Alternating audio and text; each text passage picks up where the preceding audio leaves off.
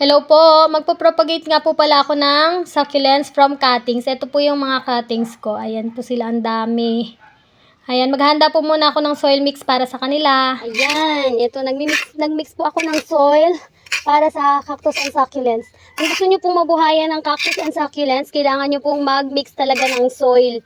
Kailangan well-draining soil po para sa cactus and succulents.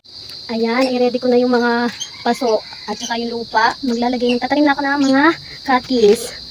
Unahin natin ito.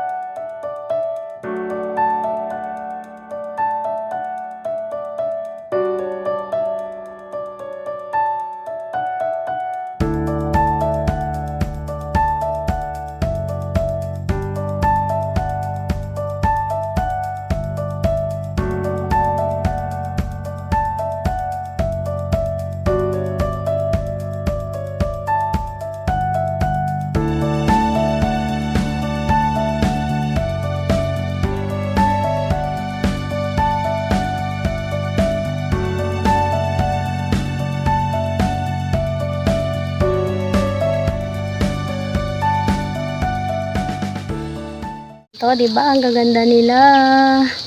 Tapos na. Yan, dito na lang muna. Bye-bye po.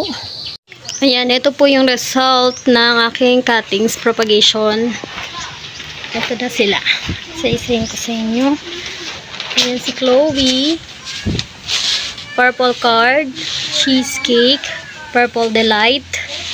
Ito, na-cut ko na rin siya si si sedum orange. Ayun, may mga babies na rin.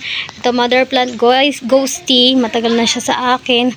Ito naman si mother plant ko na favorite ko din, si Darly Sunshine, kapangalan ko. Ang ganda kasi nito, napakabait. Ito si Chloe din. At ito si Darly Sunshine propagation. Ito si si Murasaki.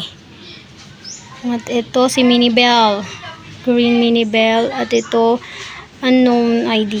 Ayan po sila lahat, na kahit wala tayo sa Baguio o sa Highland, makakapagpaganda pa rin tayo ng mga succulents, diba po? Ito po ang patunay na nabubuhay sila sa atin dito sa lowland o mainit na lugar, diba? Hanggang dito na lang po. Thank you po.